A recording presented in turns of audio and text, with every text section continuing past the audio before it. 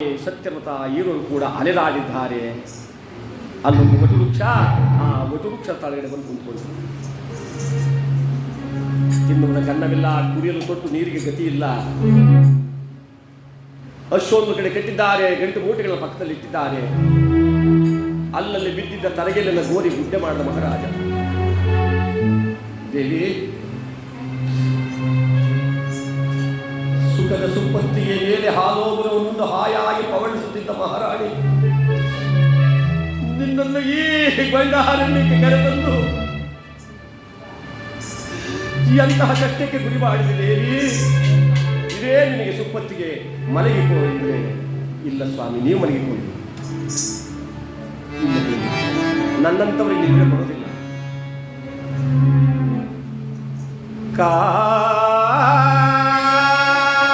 ಕಾಮರಗರವುಳ್ಳವಗೆ ರೋಗ ಪೀಡಿತನಾದವಗೆ ಧನದ ನನ್ನಂತ ರಾಜ್ಯ ಭ್ರಷ್ಟನಾದ ಪಾಪಿಗಳಿಗೆ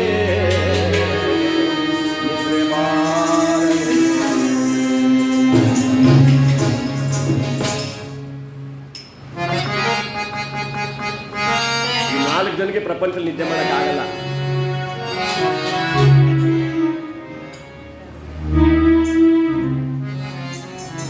ನೀವೆಲ್ಲ ಅರ್ಥ ಮಾಡ್ಕೊತಾ ಇದ್ದೀರಾ?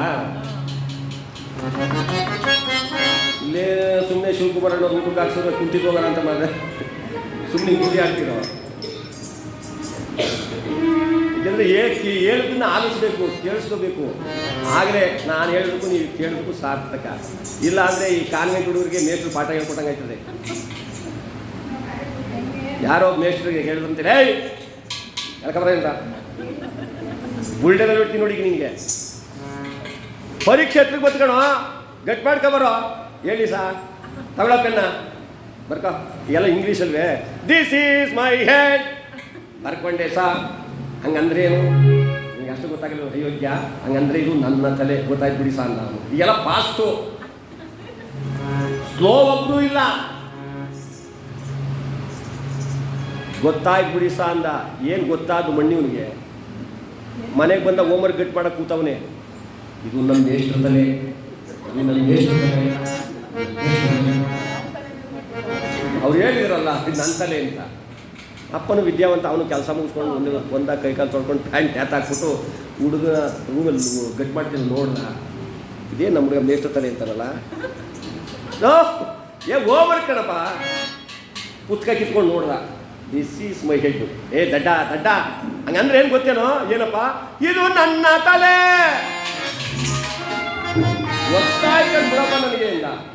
ಅಪ್ಪ ಹೇಳ್ಬಿಟ್ಟು ಆ ಕಡೆಗೆ ಹೋದ, ಇವನು ಈ ಕಡೆಗೆ ಶುರು ಮಾಡ್ಕೊಂಡ. ಇದು ನಮ್ಮ ತಲೆ, ಇದು ನಮ್ಮ. ಈ ಕಥೆನೂ ಹಂಗೇನೆ. ಯಾರಿಗೆ ಯಾರು ಹೇಳಿದ್ರು ಅಂತ ಅರ್ಥ ಮಾಡ್ಕೊಳ್ತಾ ಇದ್ರೆ ಅಪ್ಪನ ತಲೆನೂ ಆಯ್ತದೆ, ಗೊತ್ತಾ ಅಮ್ಮನ ತಲೆನೂ ಆಗೋಯ್ತದೆ. ಹಂಗಾಗಬಾರ್ದು. ಇಲ್ಲಿ ಕಥಾಭಾಗ ಹೇಳುವುದಾದರೆ ಯಾವ ಮಹಾನುಭಾವನಾರ್ತಕ್ಕಂಥ ಸತ್ಯವ್ರತ ಹೇಳ್ತಾನೆ, ಕಾಮದ ಕಳವುಳ್ಳವಗೆ ನಿದ್ರೆ ಬರೋಲ್ಲ, ರೋಗ ಪೀಡಿತನಾದವರಿಗೆ. ನಮ್ಮ ಐನೂರು ಕೆಮ್ಮಂಗೆ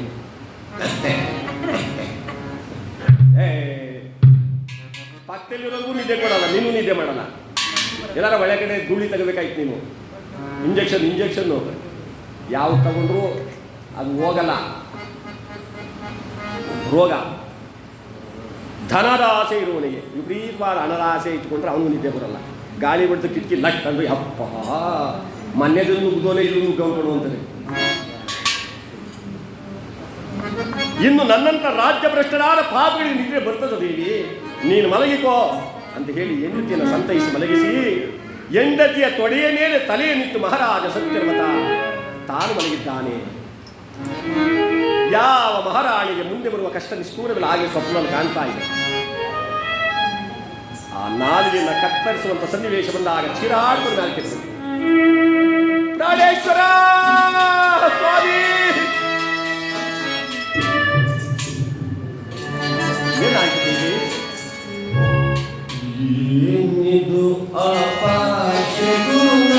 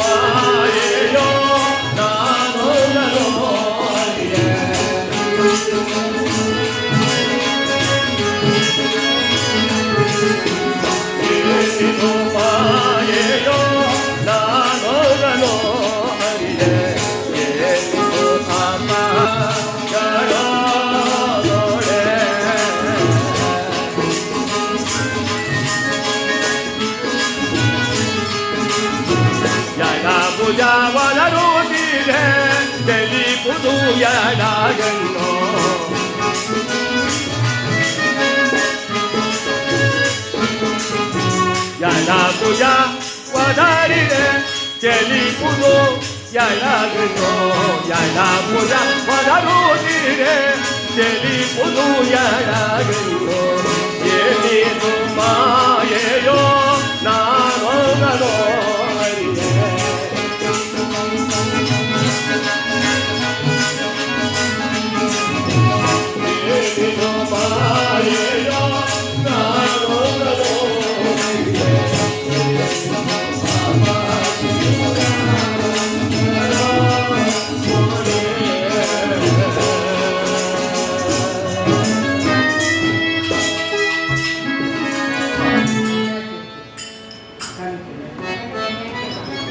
ಗಡಗಡನೆ ನಗುತ್ತಿದೆ. ಮೇಲಾದ ಅಪಶಕನಗಳೇ ಆಗ್ತಾ ಇದೆ. ನನಗೇಕ ಭಯವಾಗ್ತಾ ಇದೆ ಸ್ವಾಮಿ. ನಾನೇ ಒಂದು ಕಡೆ ಅಗಲಿದಂತೆ, ನೀನೇ ಒಂದು ಕಡೆ ಅಗಲಿದಂತೆ. ಕಳ್ಳತನದ ಅಪವಾದವನ್ನು ಹೊತ್ತು ನಾಲಿಗೆಯನ್ನು ಕತ್ತರಿಸಿಕೊಂಡಂತ ಒಂದು ಕೆಟ್ಟ ಕನಸನ್ನು ಕಂಡೆ. ಅದಕ್ಕಾಗಿ ಚೀರಾಡ್ತಾನೆ ಅಲ್ಕೆತ್ತೀನಿ.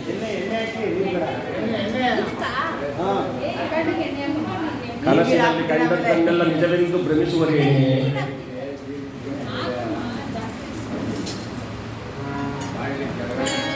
ಕನಸಿನಲ್ಲಿ ಕಂಡದ್ದೆಲ್ಲ ನಿಜವೆಂದು ನೀನು ತಿಳ್ಕೋಬೇಡ. ಆ ಭಗವಂತನ ಇಚ್ಛೆ ಆಗಿದ್ದಾನೆ. ಮಲಗಿಕೋ ಎಂಬುದಾಗಿ ಸಂತೈಸಿ ಮಲಗಿಸಿದ್ದಾನೆ ಮಹಾರಾಜ. ಪರಮಾತ್ಮ ತಾನು ಯೋಚನೆ ಮಾಡ. ಈ ಹಾವರದ ಗಂಟು, ಈ ಅಶ್ವ ಇವರ ಬಳಿಯಲ್ಲೇ ಇದ್ರೆ ಇವರು ಸುಖವಾದ ಜೀವನವನ್ನೇ ಮಾಡಿಬಿಡ್ತಾರೆ. ಇದನ್ನು ಈಗಲೇ ಅಪಹರಿಸುತ್ತೇನೆ ಅಂತ ಹೇಳಿ ಅವರು ನಿದ್ರೆಯಿಂದ ಮಲಗಿದಾಗ ಎತ್ತಿದರು ತನ್ನ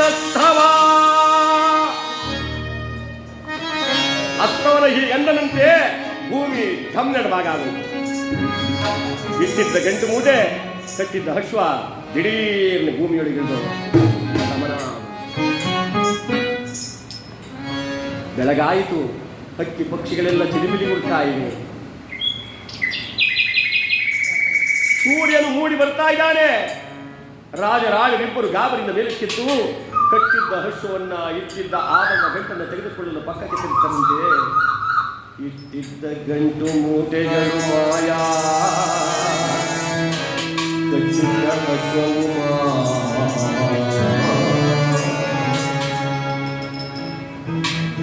ಹೇ ಪರಮಾತ್ಮ, ಶನಿದೇವ, ಹುಟ್ಟು ಕುರುಡನ ಕೈಯಲ್ಲಿದ್ದ ಕೋಲನ್ನು ಕಿತ್ತುಕೊಂಡು ದಕ್ಕಡಗಳಿಗೆ ನೂಕಿದಂತೆ ಮಾಡಿಬಿಟ್ಟಿಯಲ್ಲೋ ನನ್ನಪ್ಪ ರಾಜ. ಈ ಆವರಣವಿದ್ದರೆ ಸುಖವಾದ ಜೀವನ ಮಾಡ್ತಾರೆ, ಅಶ್ವವಿದ್ದರೆ ಸುಖವಾಗಿ ಪ್ರಯಾಣ ಮಾಡ್ತಾರೆ ಅಂತೇಳಿ ಅದನ್ನು ಕಿತ್ತುಕೊಂಡು ಇದ್ಯಾವ ನ್ಯಾಯ ನಿಮಗೆ? ಇದ್ಯಾವ ಧರ್ಮನಯ? ಇದು ಸರಿಯೇ? ಇದು ನ್ಯಾಯವೇ?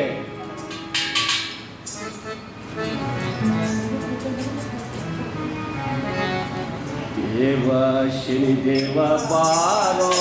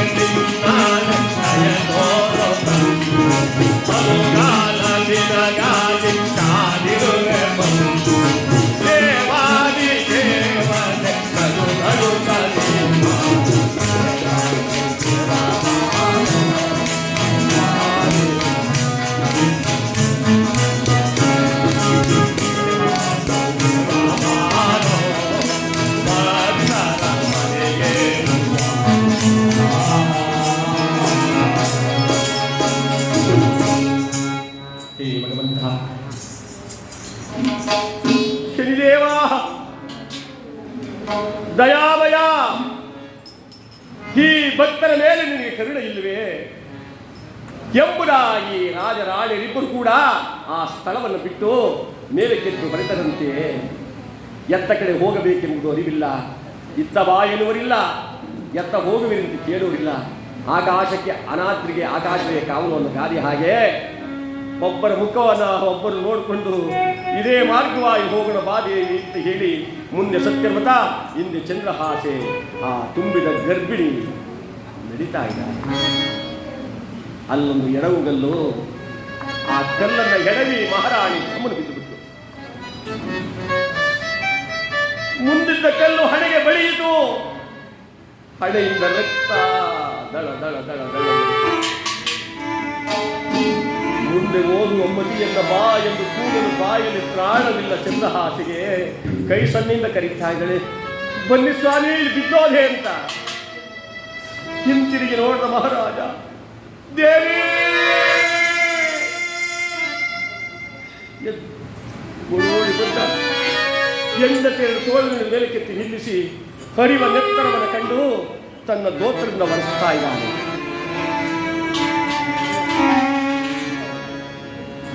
ಹೆಂಡತಿಯ ಮುಖವನ್ನೇ ತಿರುಗುಟ್ಟು ನೋಡ. ಯಾಕೆ ಸ್ವಾಮಿ ನೋಡ್ತೀರ? ಚಂದ್ರಹಾಸೆ, ಹೋಗುವ ಮಾರ್ಗದೊಳಗೆ ಯಾವುದಾದ್ರೂ ದೇವಸ್ಥಾನ ಸಿಕ್ಕರೆ ಆ ದೇವರಿಗೆ ಕೈ ಮುಗಿದು ಕೇಳ್ಕೊಂಬಿಡೆ. ಏನಂತ ಕೇಳ್ಕೊಳ್ಳಿ ಸ್ವಾಮಿ, ಮುಂದಿನ ಜನ್ಮದಲ್ಲಿ ಹೆಣ್ಣಾಗಿ ಹುಟ್ಟಿದೆ ನಿಜವಾದರೆ ಈ ಪಾಪಿ ಬಂಡ ಸತ್ಯವತರಂತಹ ಗಂಡನನ್ನ ನನಗೆ ಕೊಡಬೇಡ ಶಿವ ಅಂತ ಕೈ ಮುಗಿದಿದೆ. ಇಲ್ಲ ಸ್ವಾಮಿ, ಮುಂದಿನ ಜನ್ಮದಲ್ಲಿ ಏಕೆ, ಇನ್ನು 10 ಜನ್ಮಗಳಲ್ಲೂ ಆ ಶಿವ ನನಗೆ ಹೆಣ್ಣಿನ ಜನ್ಮವನ್ನು ಕೊಡ್ಲಿ. ಕೊಡು ಶಿವನೇ, ನನಗೆ ಸತ್ಯವತನಂತಹ ಪತಿಯನ್ನ ಅಂತ ಕೇಳ್ಕೊತೀನಿ. ಎಂತಕ್ಕೆ ಕೊರಳದಂತದ್ದು ಹೇಳಲಾರಂಭಿಸಲು